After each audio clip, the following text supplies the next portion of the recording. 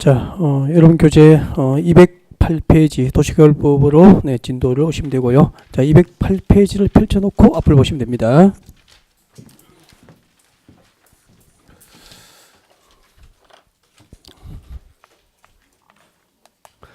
자, 국토계획법상 도시군계획에는 두 가지가 있죠. 도시군 기본계획에 의해서 도시지역과 군지역의 장기적인 발전 방향과 목표가 제시됩니다. 제시되면은 그 장기적인 발전 방향과 목표가 달성될 수 있도록 이제 도시군 관리 계획이라고 하는 행정계획으로 이제 정책을 입안해서 사업이 결정이 됩니다. 그 도시군 관리 계획으로 결정되는 사업은 오늘 소개를 했죠. 세 가지. 무슨 사업이 있죠? 도시군 계획시설 사업이 있죠. 도시군 계획시설 사업, 도시군 계획시설 사업이 있습니다. 이 도시군 계획시설 사업이 고시된 토지를 무엇이라고 불렀죠? 도시군 계획시설 부지라고 불렀죠. 도시군 계획시설 부지라고 불렀고, 이 도시군 계획시설 부지로 고시된 토지에서는 건축물의 건축이나 공작물 설치 등 개발 허가를 해서는 안 된다, 그죠? 개발 행위 허가를 하여서는 안 된다는 걸 공부했죠.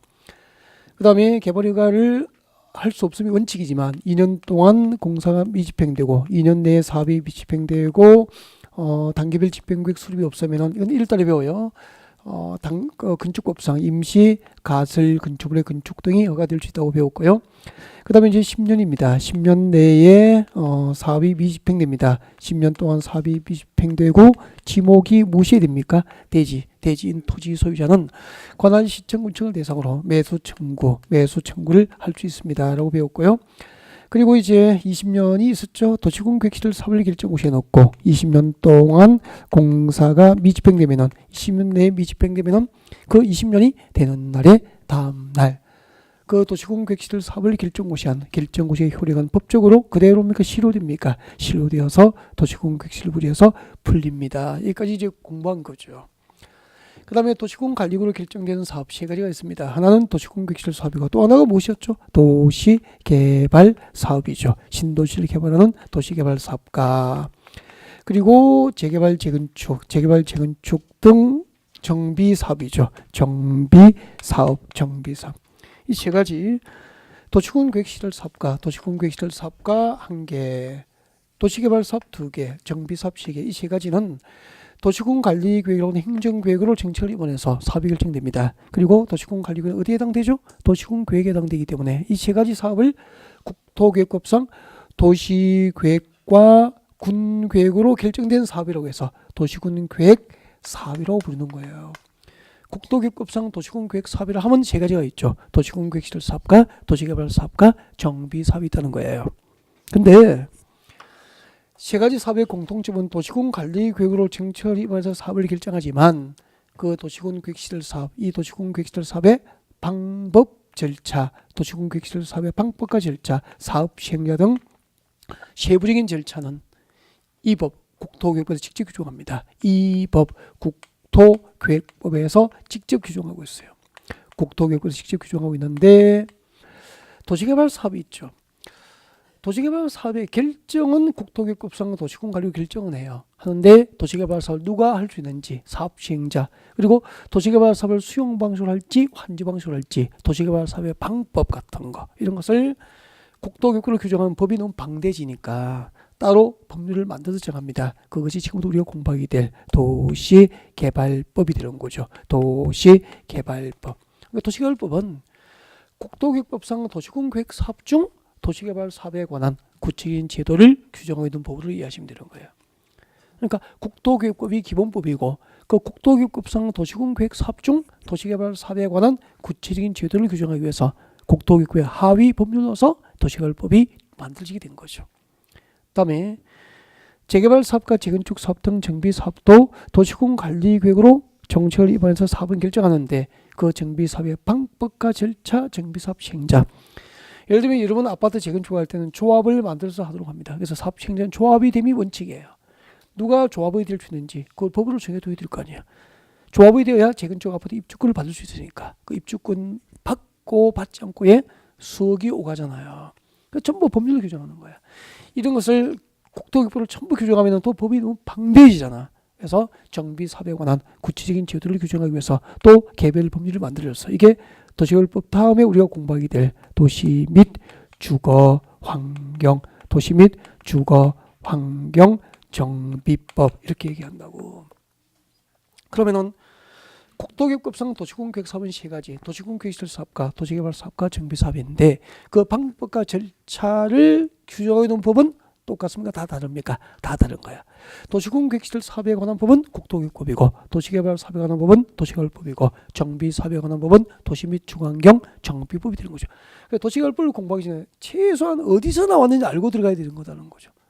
밑도 끝도 없이 시작할 수는 없는 거예요. 그래서 도시개발법은 여기서 나와서 이제 이렇게 해서 지금부터 우리는 토지공법의 두 번째 법률, 국토계획법이 첫 번째 법률이었잖아요. 기본법이니까 기본법에서 중요한 이론하고 중요한 용어, 기본 이론을 공부하기 위한 내용만 공부한 거예요. 지금 중요한 이론하고 중요한 용어하고 중요한 흐름만 정해 준 거죠. 두 번째 법률 도시개발법으로 진도를 시작할 거예요. 그리고 이 도시개발법을 공부하는 가장 효율적인 방법은 도시개발법이 규정한 도시개발 사업의 절차죠. 절차, 사회 절차. 그 신도시개발 사업을 할 때 이런 절차로 하라고 법으로 규정하고 있거든. 그 도시개발 사업 절차에 따라서 관련 제도들을 학습하는 게 가장 효율적인 방법이에요. 제일 먼저 신도시를 개발하기 위해서는 계획적인 신도시 개발이 필요하면 거기다가 도시개발 구역이라고 지정합니다. 도시개발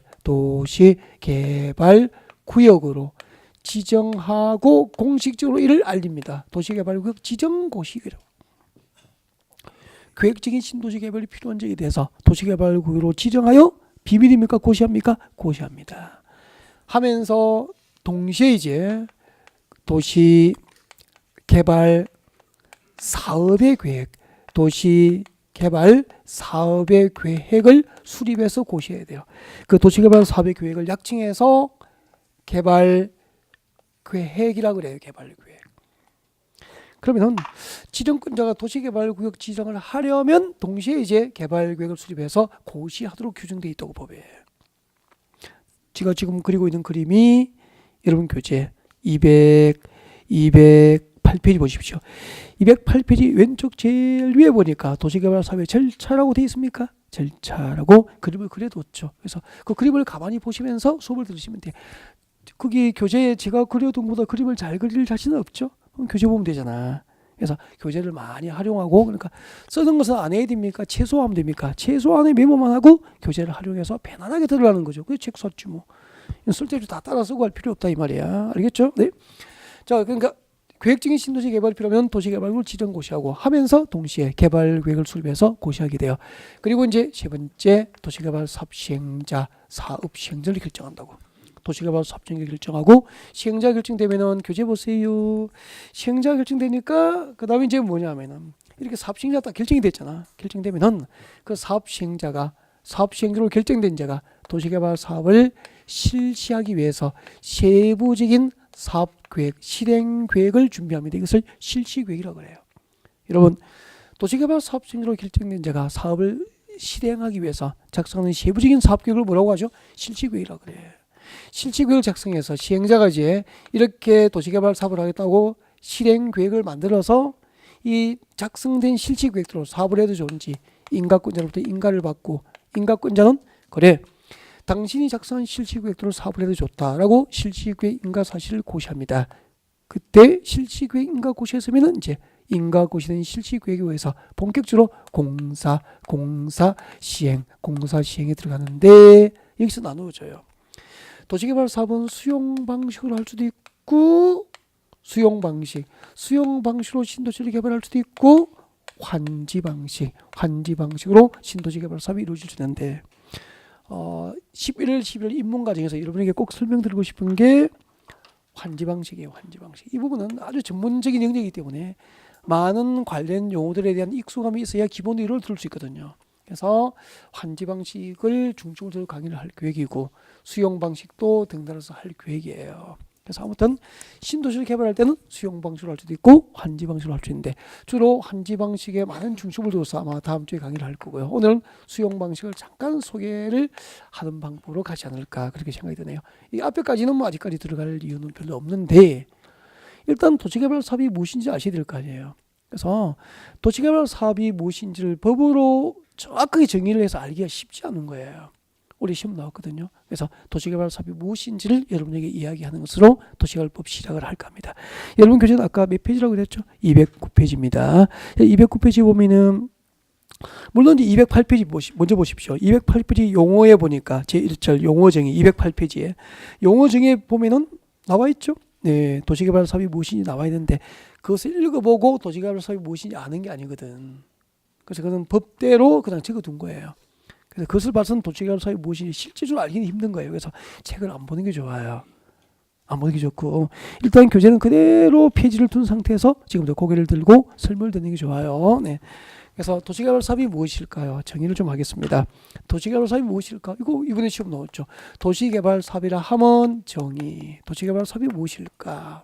이거 이야기 좀 하려고.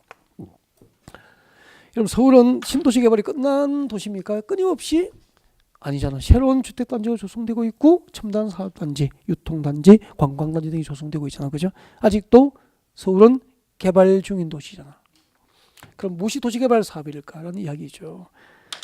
참 추상적이잖아. 그죠? 법은 구체적으로 이제 만들어가면 돼요. 그 추상적인 개념을. 이게 도시개발 사업입니다. 봐주세요. 이게 서울이에요. 서울이라고? 그럼 우리가 이렇게 배웠잖아. 서울은 그 용도직이 뭐죠? 국토교에서 다 배우셨으니까 우리 서울처럼 인구와 산업이 밀집되어서 이미 개발했고 앞으로 개발할 곳을 용도 지정하면은 농림지역입니까? 도시지역입니까? 도시지역이죠. 서울은 도시지역이에요. 그리고 똑같은 도시지역이지만 도시지역 안에 있는 토지는 그 토지의 기능이나 지역별로 토지의 특성은 다 다르거든. 강남하고 강북 뭐 다 다르잖아. 강동하고 강서 다르고 다 지역적 특성이 다 달라. 그래서 토지의 기능과 특성에 따라서 도시적 안에 있는 토지의 용도는 크게 구분하면 네 가지가 있잖아. 그죠? 우리 이렇게 배웠잖아요. 네 가지. 무엇이 있죠? 주거지역, 상업지역, 공업지역, 녹지지역이 있는데 이제 물어볼 기회가 됐습니다. 녹지지역 다 배우셨죠? 녹지지역이 세 군데 몇 개가 있죠? 몇 개의 녹지지역이 있습니까? 세 개. 세 개가지 녹지지역으로 이제 용도지역 구분 지정되죠. 자, 녹지지역은 보전 녹지지역이 있을 겁니다. 보전 녹지 또 무엇이 있었죠? 생산 녹지, 좋아요. 생산 녹지 그리고 자연 녹지. 자, 이 중에서 제가 녹지정은 세 가지를 전부 그림 그리고 해서 자세히 가르쳐 드렸거든요. 네, 한번 해볼게요. 녹지적 중에서 진달래 피고 새가 울면은 무슨 녹지적이었죠? 보전 녹지적이었죠. 진달래 핀 곳은 개발할 수 있어 없어? 없죠. 진달래는 과수원이에요, 야생이에요? 야생. 산중특위잖아. 그래서 보전 녹지적 그렇게 했을 거예요. 개발할 수 없다. 그죠? 장기적으로 개발 불가능한 용도지역은 보전 녹지적이다. 이렇게 배웠을까? 진짜로.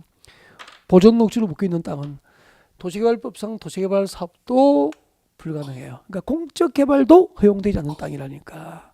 그러니까 경제적 가치로 따지면은 장기적으로 개발 여지가 있어 없어? 없어. 공적 개발도 허가되지 않은 땅이 허용되지 않는 땅이 보전 녹지적이에요.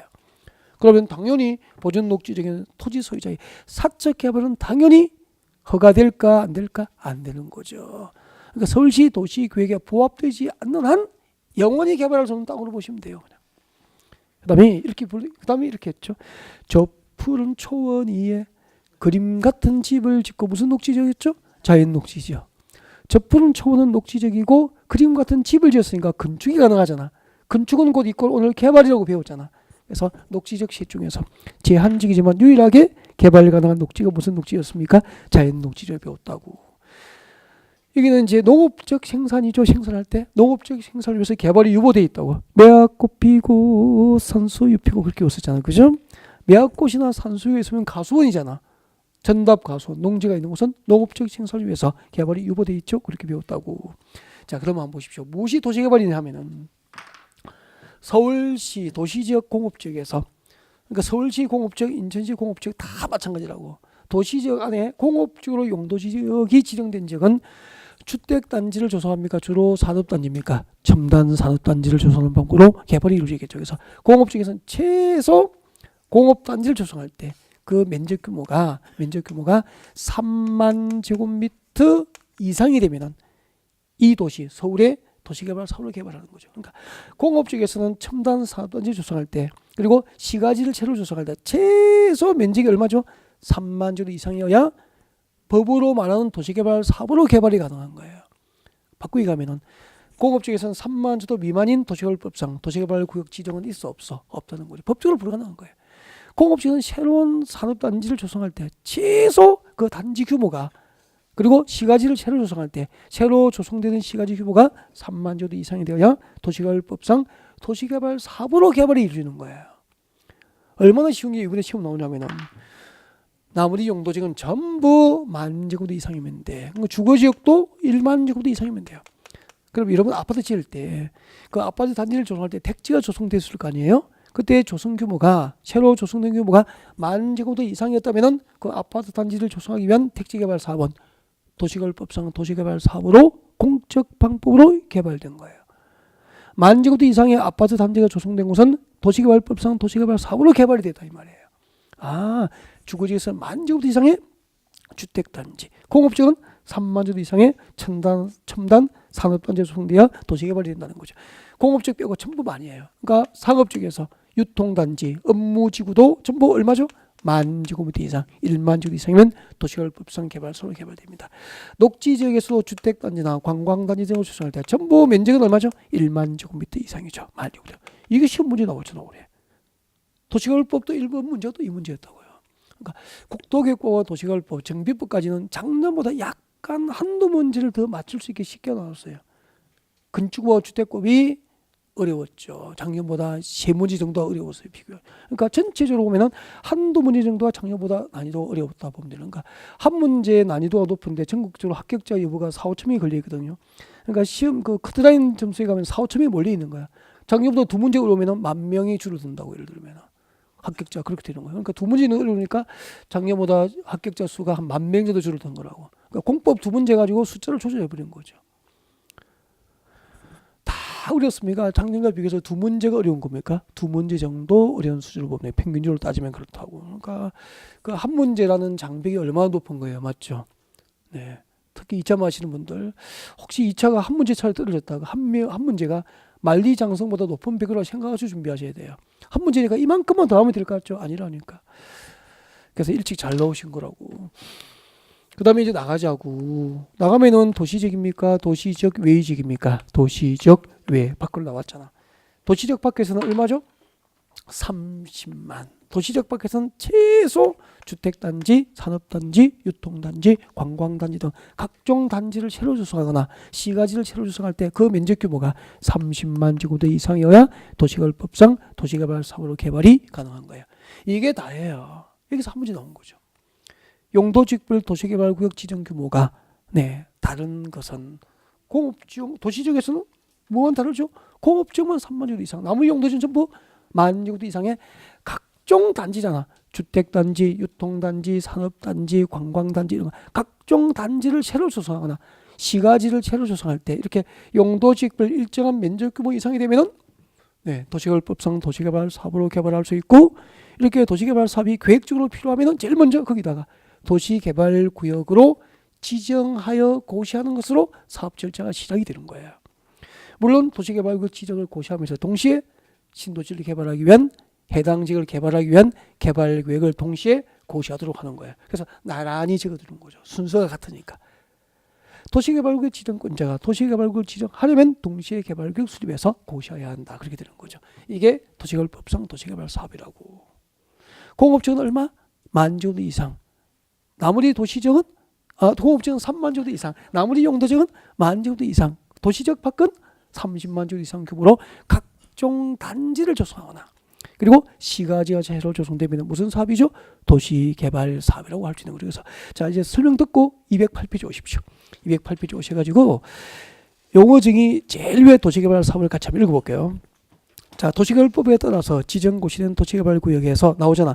주택단지, 상업단지, 산업단지, 유통정보통신단지, 생태문화단지, 보건복지 등 기능이 있는 단지 동그라미, 각종 단지, 그리고 시가지 동그라미, 이런 각종 단지나 시가지를 새로 조성하기 위해서 시행하는 도시군계획 사업을 도시개발 사업이라고 하는데, 구체적으로 정의하면 도시개발 공업지역에서는 도시지역 내 공업지역에서 면적 규모가 얼마 이상 돼야 되죠? 그 단지나 시가지 개발 규모가 얼마? 3만 제곱미터 이상. 도시지역에서는 공업지역은 3만 제곱미터 이상. 나머지 용도지역은 만 제곱미터 이상, 도시지역 밖에서는 30만 제곱미터 이상 규모로 개발되어야 도시개발 사업이라고 할 수 있는 거예요. 그러면 유동단지, 주택단지, 산업단지 조성되더라도 용도지역별로 이 면적규모에 미달되면은 도시개발법상 도시개발 사업으로 개발하지 않고요. 이런 소규모 개발은 그 지역 단위의 개발 계획인 지구 단위 계획 등으로 공적 개발이 이루어지는 거예요. 대규모 개발은 도시개발법상 도시개발 사업으로, 소규모 개발은 그 지역 단위의 개발 계획인 지구 단위 계획 등에서 신도시가 개발되고요. 더 대규모로 하고 싶으면은 택지개발 촉진법상 택지개발지구 지정해서 아파트 위주의 거대한 신도시가 조성되어 버리는 거죠. 그러니까 판교나 분당, 일산 신도시처럼 거대한 아파트 위주의 신도시는 전부 택지개발 촉진법상 택지개발지구 지정해서 해버려요. 그러니까 소규모는 지구 단위급으로, 중규모는 도시개발 사업으로, 대규모 신도시 개발 사업은 택지개발 촉진법상 택지개발 사업 등에서 개발이 이루어지죠. 하나의 법에 의해서 개발이 이루어지는 건 아니다는 얘기예요. 국토개발체가 그렇게 나누어져서 이루어지는 거구나. 그렇게 알 수 있는 거죠. 그 다음에 이제 도시개발 사업이 무엇인지 아셨으니까 중간에 이거 아직까지 시행자 외우고 이런 거 할 필요가 없다고 지금. 그런 데 들어갈 때가 아니고 이제 큰 흐름을 잡아야 되니까 수용 방식하고 환지 방식 여기서 들어갈 텐데 여러분 이거 좀 궁금하죠? 아니 어떤 경우에는 도시개발 사업할 때 수용 방식으로 사업 방식이 결정되고 어떤 경우에는 환지 방식으로 사업 방식이 결정될까? 사업 방식을 선정하는 기준이 있겠죠. 그래서 그 기준을 찾아갑니다. 찾아가는데 이런 몇 페이지 오시느냐면 212페이지 오세요. 212페이지 오십시오. 여러분 교재 212페이지 오시면 저 밑에 제3절 해가지고 도시개발 사업 시행 방식이 나와 있을 거예요. 찾으셨습니까? 네. 자, 환지 방식 보겠습니다. 다음의 경우 도시개발 사업은 환지 방식에 의한다라고 해서 환지 방식으로 사업 방식을 결정할 수 있는 요건이 몇 개 있죠? 2개. 자, 동그라미 1번 줄 것이십시오. 대지로서의 효용 증진과 공공시설 정비까지 비출 것이십시오. 대지로서의 효용 증진과 공공시설 정비를 비출 거예요. 자, 대지로서의 효용 증진과 공공시설 정비를 목적으로 하면은 도시개발 사업은 무슨 방식으로 하죠? 환지 방식으로 사업 방식을 결정해요. 그리고 2번 내려옵니다. 미칠 것이죠. 지가가 땅값이죠. 지가가 자 인근의 다른 지역에 비해서 현저히 높아까지 비출 겁니다. 인근 지역보다 땅값이 지가가 현저히 높을 경우에는 무슨 방식으로 합니까? 환지 방식으로 사업 방식을 결정해요. 이유가 뭐냐면은 여보세요. 잠깐만. 평당 땅값이 너무 비싼 거야. 이걸 수용 방식으로 하면은 나중에 토지 소유권 강제 수용해야 되잖아요. 보상금 지급할 때 사업비 부담이 엄청 커지는 거야. 그래서 땅값이 비싸면은 수용 방식으로 합니까? 환지 방식으로 합니까? 환지 방식으로 해버리는 거죠. 그래서 두 가지는 갖다가 외워두는 거거든. 대지로서의 효용 증진과 공공시설 정비를 목적으로 하거나 지가가 인근 지역보다 현저히 높을 경우에는 도시개발 사업 방식을 어떤 방식으로 결정합니까? 환지 방식으로 결정해버려요. 네. 그 다음에 수용 방식은 오른쪽으로 갑니다. 213페이지 봅니다. 213페이지. 213페이지 제일 위에 두 번째 줄에 제가 읽으면 비출 것이십시오. 중간에 보십시오. 두 번째 줄 중간에 택지 등의 맨 위에 두 번째 줄, 저 위에 두 번째 줄 중간에 보시라고 줄 꺼주십시오. 택지 등의 집단적인 조성과 공급 줄 거예요. 택지 등의 집단적인 조성과 공급까지 줄 것이면 됩니다. 자, 이때는 무슨 방식으로 하죠? 수용 방식으로 도시개발 사업 방식을 결정하는데 아직 이해가 잘 안 되죠. 그래서 이제 고개를 들면 됩니다. 이제 교재는 그대로 둔 상태에서 고개만 들면 되죠. 자, 앞에 봐주세요. 지금은 이제 수용 방식에 대한 흐름을 쭉 한번 잡아드릴 거예요. 네, 수용 방식. 여러분 실제적으로 아셔야 되니까 여기 자 그림을 그리겠습니다. 여러분 그냥 보셔야 됩니다. 네, 여러분 여기 아직 신도시 개발 전이라고. 신도시 개발 전에는 임야도 있고, 그죠? 네, 낮은 산지도 있고, 막 전답, 가송 등 농지가 대부분일 거 아니에요. 이렇게 도시개발 사업 전 그림이죠. 그리고 이제 이게 농지를 소유하고 농업을 하시는 이제 현지인들이 살 수 있는 농가 주택 등도 있다고, 마을도 있다고. 이렇게 도시개발 사업전 땅, 이 도시개발 사업전 땅을 도시개발법에서는 무엇으로 부르냐면은 종전의 토지라고 그래요. 종전의 토지, 종전 토지라고 합니다. 따라합니다. 종전 토지. 그러니까 종전 토지는 사업 후 토지입니까? 사업 전입니까? 사업 전 토지예요. 그러니까 신도시로 개발되기 전 토지를 법에서는 종전의 토지라 그래. 그러면 여기서 이 동네에서 수용 방식으로 신도시를 개발할 사업을 하는 목적이 있습니다. 조금 전에 밑줄 그대로했잖아. 수용 방식으로 도시개발 사업을 하는 목적은 택지. 지금부터 외우십시오. 이걸 자꾸 외워야 돼. 처음에는 택지 등의, 처음에는 이건 좀 외워야 가치가 있어.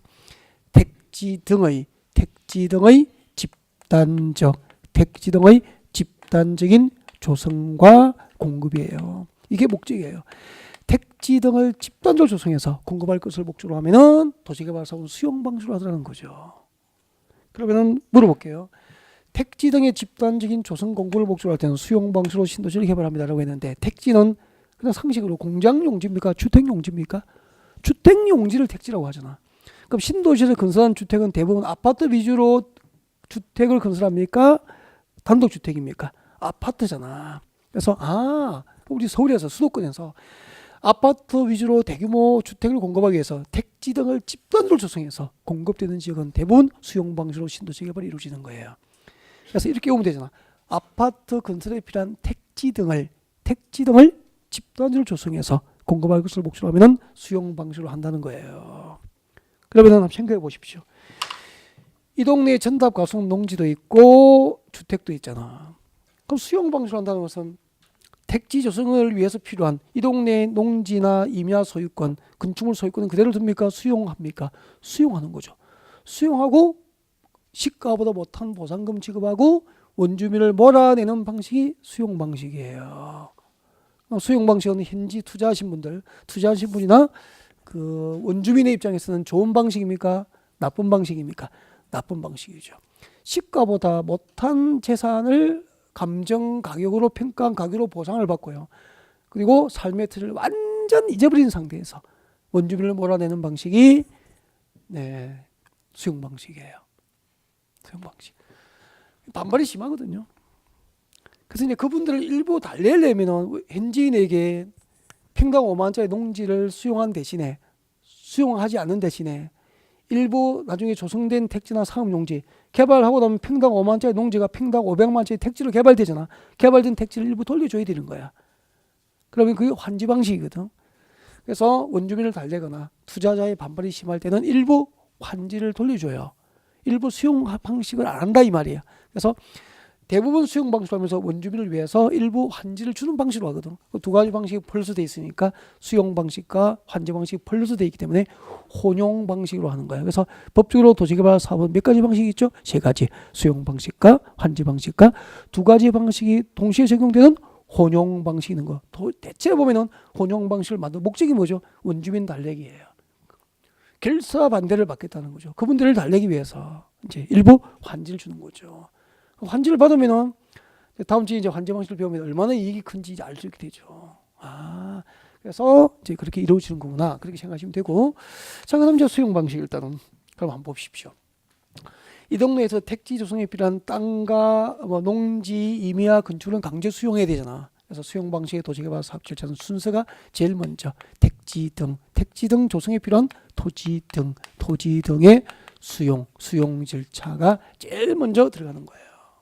토지 등을 수용하게 되는 거죠. 수용 방식의 도시개발 사업 절차에서는 택지 조성에 필요한 그 도시개발 구역 안에 땅과 건물에 관한 소유권 외의 권리를 강제 수용한다고. 수용이라는 것은 협의 취득입니까? 강제 취득입니까? 공익 사업에 필요한 토지 등에 관한 권리를 토지 소유자 의사와 관계없이 강제로 취득하는 거라고. 법적 요건을 갖추어서. 그리고 보상을 하게 되죠. 법이 정하는 절차에 따라서 보상을 하게 된다고. 그래서 보상을 전제로 해서 이제 공익 사업에 필요한 토지 등을 강제 수용합니다. 수용하고 그때 수용 보상금은 사전의 현금 보상이 원칙이에요. 사전의 현금 보상이 원칙인데 일부 채권 등으로 보상합니다. 이를 토지 상환 채권이라고 그래요. 그래서 나중에 배우게 될 텐데 일정한 요건을 갖추는 원주민이 토지 상환 채권을 받으면 채무자입니까? 채권자가 됩니까? 채권자가 될 거 아니야. 아니, 이 동네에 보십시오. 이 동네에 농가주택을 소유하고 있고 농지를 소유하고 있고 가수를 소유하고 있다가 이 주택과 과수원과 농지를 좀 강제 수용당한 거야. 현금으로 보상받는 게 원칙인데 토지 소유자가 원하는 경우는 일부 채권으로 대금을 줄 수 있다니까. 그래서 이제 토지 소유자가 원하는 경우로서 일부 채권을 받으면 채무자입니까? 채권자가 됩니까? 채권자가 되잖아. 그 채권자에게 도시개발 사업에 의해서 새로 조성된 토지나 건축물, 도시개발 사업에 의해서 새로 조성된 토지나 건축물로 상환할 것을 조건으로 발행하는 채권, 이것을 토지 상환 채권이라고 한다고. 그러면 토지 상환 채권을 받으면은 현물 보상입니까? 현금입니까? 현물로 보상을 받게 되는 거죠. 그러면 나중에 도시개발 사업이 끝나고 새로 조성된 토지나 건물도 상환받거든요. 새로 조성된 토지는 농지입니까? 택지입니까? 택지나 상업용지로 조성된 토지를 상환을 받게 되는 거죠. 그때 가격은 감정가격으로 공급이 돼요. 그럼 시가는 감정가격보다 높아요? 낮아요? 높게 형성되고, 그죠? 이제 도시개발이 끝나고 나면은 감정가보다 시가가 훨씬 높을 거 아니에요. 그만큼 뭐가 생기죠? 프리미엄이 생기잖아. 그래서 요건만 갖춘다면은 현금으로 받는 게 다 좋습니까? 토지 상환 채권을 받는 게 이익입니까? 토지 상환 채권을 받는 게 훨씬 이익이 되는 거죠. 어느 쪽이 이익인지도 말해줄 수 있어야 되는 거잖아요, 손님한테. 그죠? 네. 그래서 도시개발 사업에 의해서 새로 조성된 토지나 건축물로 상환할 것을 조건으로 발행하는 채권을 토지 상환 채권이라고 하는 거라고. 그럼 토지 상환 채권은 어디에 소속인지를 외워야 돼. 지금은 수용 방식의 도시개발 사업 절차에서 종전 토지 소유자의 수용 보상금 지급할 때 발행하는 채권의 이름은 무슨 채권이죠? 토지 상환 채권. 소속을 기억하시라고. 지금 누가 발행하는지, 이율이 몇 %인지, 뭐 발행하기 위해서 어떤 요건을 갖춰야 되는지, 이런 것은 지금 외울 때가 아니잖아요. 지금은 흐름을 잡고 그 소속을 기억하는 게 참 중요한 거죠. 나중에 이게 국토교육부에 규정되는지, 도시개발법상 규정인지, 주택법의 채권인지 그 구별이 안 되는 거죠. 그래서 일단은 그렇게 기억했으면 좋겠고, 그럼 누가 발행하죠? 도시개발 사업 시행자가 수용하거든. 보상도 누가 해야 되죠? 시행자가 해야 되잖아. 현금으로 보상할 수 있지만 채권으로 보상할 수도 있는 거야. 그럼 누가 발행하죠? 도시개발 사업 시행자가 발행. 이렇게 논리적으로 들어갈 거 아닌가. 그 다음에 수용하고 보상 절차 끝나면은 여기서 이제 공사에 들어갑니다. 이제 택지나 상업용지를 조성하기 위한 대규모 형질 변경 공사에 들어가겠죠. 네, 공사 시행 공사에 들어가는 거죠. 공사에 들어가게 되고 도시개발 사업이 끝났습니다. 완료가 됐다고. 자, 신도시개발이 끝나면은 이제 공사 완료 보고서를 작성해서 준공사를 신청해요. 공사 끝나면은 공사 완료 보고서를 만들어서 시행자는 준공검사를 신청하게 되고, 준공검사 신청했으면 인가 고시된 실시 계획대로 틀림없이 사업이 끝나면 준공검사를 하고, 준공검사 및 공사, 공식적으로 공사 완료를 공고합니다. 여기서 물어보려고. 공사 완료가 공고되는데 여기서 물어봅니다. 지금 무슨 방식으로 완료됐죠? 수용 방식이죠. 수용 방식으로 공사 완료됐다는 것을 머릿속에 상상하셔야 돼. 택지 등 조성이 끝난 겁니까? 건축이 완료된 겁니까? 여기요. 금방 수용 방식으로 도시개발 사업의 목적은 이 동네에서 아파트 건설에 필요한 택지 등을 집단으로 조성해서 개발자, 건설회사에게 공급하는 게 목적이었다고. 그럼 수용 방식으로 신도시 개발이 끝났다는 것은 건축 완료입니까? 택지 등 조성이 끝난 겁니까? 택지 등 조성이 끝난 거잖아. 맞죠? 이 머릿속에 이걸 상상해 드린 거야. 지금 여기는 기존의 농지나 임야, 기존 주택은 철거하고 농지나 임야를 형질 변경해서 상업 농지나 공장 용지, 주택 용지로 다 개발이 끝난 거예요. 그래서 이제 공사 완료 공고됐다는 것은 수용 방식으로 공사가 끝났다는 것은 택지 등 조성이 끝난 거야. 그 조성된 택지를 이제 개발자, 건설회사에 공고합니다. 조성 토지를 공급함으로써 모든 도시 개발이 끝나는 거죠. 그래서 물어보겠습니다. 신도시를 개발하기 전 토지를 무슨 토지라고 그래요? 종전의 토지라고 하잖아. 도시개발 사업 전 토지를 종전 토지라고 그러고, 수용 방식으로 사업이 끝났을 때 사업이 완료된 이후에 토지를 뭐라고 부르죠? 조성 토지, 택지 등으로 새로 조성된 토지를 법에서는 조성 토지라고 부르는 거예요. 사업 전 토지가 뭐죠? 종전 토지. 사업이 완료된 후에 토지를 뭐라고 부르죠? 조성 토지라고 하는 거예요. 용어를 배우라고, 용어를. 사업 전 토지를 종전 토지, 사업이 끝난 토지를 조성 토지. 조성 토지가 무슨 뜻이죠? 택지 등으로 새로 조성된 토지를 말하는 거야. 택지 등으로 새로 조성된 토지를 이제 개발자, 건설회사에게 공급함으로써 사업이 끝나는데, 일부는 도시개발구역 전체 구역 면적 3분의 1 범위 내에서 일부는 미개발된 상태의 토지가 공급됩니다. 이것을 원형지 공급이라고 그래요. 원형지 공급. 여러분, 수용 방식으로 도시개발 사업이 끝났을 때 공급되는 토지의 종류가 두 가지가 있습니다. 택지 등으로 조성된 토지가 개발업자에게 공급되기도 하고, 건설회사에 아파트 짓는 건설회사에 택지 등으로 조성된 토지가 공급될 수도 있고, 일부는 미개발된 상태의 토지가 공급되는데 이것을 무엇이라고 하죠? 원행지 공급제도라고 하는 거죠. 그래서 그림이 이렇게 된다고. 일단 두 가지 외우십시오. 수용 방식으로 도시개발 사업이 끝나면 공급되는 토지의 종류가 두 가지가 있어. 택지 등으로 조성된 토지가 공급될 수도 있고, 미개발된 상태, 원래 그대의 형태를 가지고 있는 미개발된 상태의 토지가 공급될 수 있는 거야. 이를 뭐라고 불러요? 원행지. 그럼 봐요. 이게 도시개발구역이면은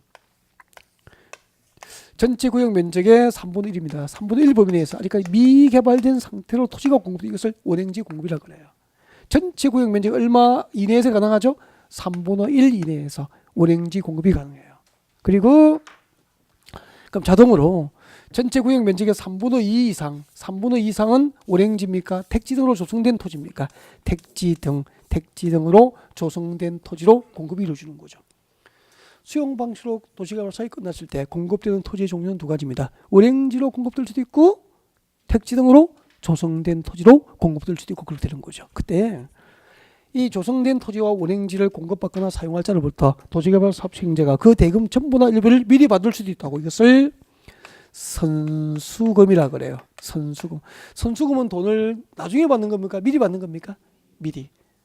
그러니까 조성된 수용 방식으로 새로 조성된 토지와 원행지를 공급받거나 사용할 자로부터 도시개발 사업 시행자가 미리 그 대금 전부나 일부를 받을 수 있는데, 이를 선수금 수치라고 그러죠. 수치는 주는 겁니까? 받는 겁니까? 받는 거. 돈을 먼저 받는 거죠. 새로 조성된 택지나 원행지를 공급받거나 사용할 자로부터 그 대금 전부나 일부를 미리 받을 수 있는 이를 선수금 수치라고 하는 거죠. 그러면 수용 방식에 등장한 주요 용어들을 다 소개한 거죠. 도시개발 사업전 토지가 뭐죠? 종전 토지. 그리고 도시개발 사업이 끝나고 택지 등으로 새로 조성된 토지를 뭐라고 하죠? 조성 토지. 미개발된 상태의 토지가 공급됩니다. 원행지.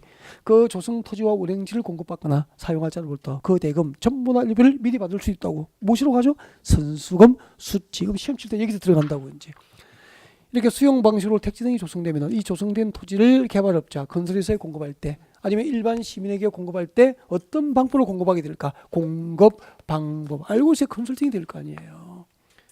그럼 수도권의 수용 방식으로 신도시 개발이 이루어질 때 여러분 택지 분양받을 손님 있죠? 상가 용지를 분양받을 손님 많을 거 아니에요. 여러분도 분양 신청하셔야 되고, 어떤 방법으로 공급되느냐면은 세 가지 방법이 있단 말이에요. 나중에 다 배울 거예요. 경쟁, 입찰, 수의 계약, 추첨 방법, 이렇게 된다고. 그럼 이제 경쟁 입찰에 참여해야 될지, 수의 계약으로 받을 수 있는지, 추첨 방법을 해야 될지를 말해줄 수 있어야 전문가가 되는 거잖아. 이런 것을 배운다고 1월달에. 그리고 가격, 제일 중요한 거 이거지 뭐. 수용 방식으로 신도시 개발이 끝났을 때 가격은 시가로 공급될까, 실거래가일까, 감정 가격일까, 조성원가의 비용을 다 할까, 뭐 이런 거 알고 있어야 되죠. 가격은 감정 가격으로 공급하는 게 원칙입니다. 감정 가격 공급이 원칙. 그러니까 적금을 5천만 탔어. 그 통장을 종잣돈을 잘 뿌려야 되잖아. 아까 가까운 일처럼 오전에 우리 시전에 공부했잖아. 5억 주고 땅 샀는데 도로용지를 결정하게 되면 땅값이 3억으로 떨어지잖아. 2억을 날리게 되잖아. 그 종잣돈을 그때 뿌리면 안 되잖아. 그죠? 이런 것이 바로 분양받았는데 주거지역이었어. 일종 전용 주거지역에 경쟁 입찰 참여해서 딱 처리된 거예요. 위치가 일종 전용 주거지역이라고. 그 계약합니까? 안 해야죠. 단독주택 전용인데 프리미엄이 별로 많이 붙지 않겠죠. 그러니까 주거지역 중에서 제일 좋은 땅은 무엇이었죠? 준주거지역이잖아. 뭐 이런 식이죠. 공업지역이라면 중공업지역 이런 식이죠. 그런 곳에 투자해야 되지 않느냐는 거죠. 그래야 프리미엄이 붙을 수 있으니까. 그리고 조성 토지 가격이 비쌀까요? 원행지가 비쌀까요? 조성 토지는 감정 가격 이게 비싸고요. 원행지는 더 싸요. 왜요? 개발하지 아니한 상태로 공급하니까. 이 땅을 받으면은 공장하실 분은 공장 부지에 맞도록 용도에 맞도록 스스로 개발할 수 있잖아. 그죠? 네. 학교 용지는 대학 캠퍼스에 맞도록 원행지를 받아서 자연 산을 무너뜨리지 않고 캠퍼스를 만들 수 있잖아. 그래서 은행지 공급제도 장점이 있기 때문에 싸게 공급할 수 있기 때문에 또 은행지는 누가 받을 수 있지 이런 거. 은행지를 공급할 때 공급 가격은 어떻게 되지? 그리고 은행지를 공급받아 개발할 수 있는 자는 누굴까? 이런 것을 이제 1월 달에 배우게 되는 거라고. 그 다음에 또 선수금 수치도 공공시행자가 선수금을 받을 수 있는 요건, 민간시행자가 선수금을 받을 수 있는 요건을 갖출 때만 가능하거든요. 이런 것을 비교 정리하면 수험 준비가 완벽해지는 거라고. 자, 수용 방식의 도시개발 사이 어떤 경우에는 수용 방식으로 하는지, 그 절차가 어떻게 진행되는지, 어떤 내용들을 앞으로 1월 달에 공부하게 될지 기본적인 개요하고 흐름하고 네, 용어들을 여러분에게 소개를 한 거죠.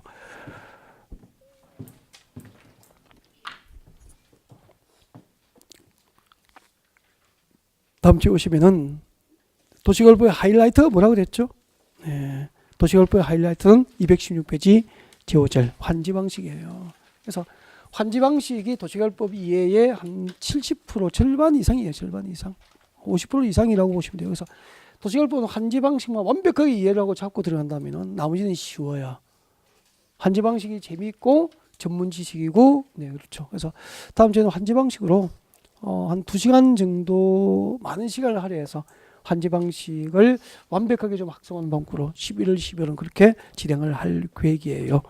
자, 오늘은 여기까지 진도를 마무리하겠습니다. 다음 주 216페이지 제5절 환지 방식의 사업 절차를 이거 다음 주에 좀 늦게 오시면 안 돼. 이걸 환지 방식은 초반에 그 환지 방식의 개요를 제가 그림을 그려서 설명을 해요. 현장 그림을 그려서 하나 용어들을 이렇게 하면 설명한다고. 근데 이 그림을 듣지 않으면은 수업 듣기 상당히 힘들어져요. 그래서 다음 주에는 지각을 하시는 분 없이 나오셨으면 좋겠습니다. 네. 자, 다음 주 뵙겠습니다. 수고하셨습니다.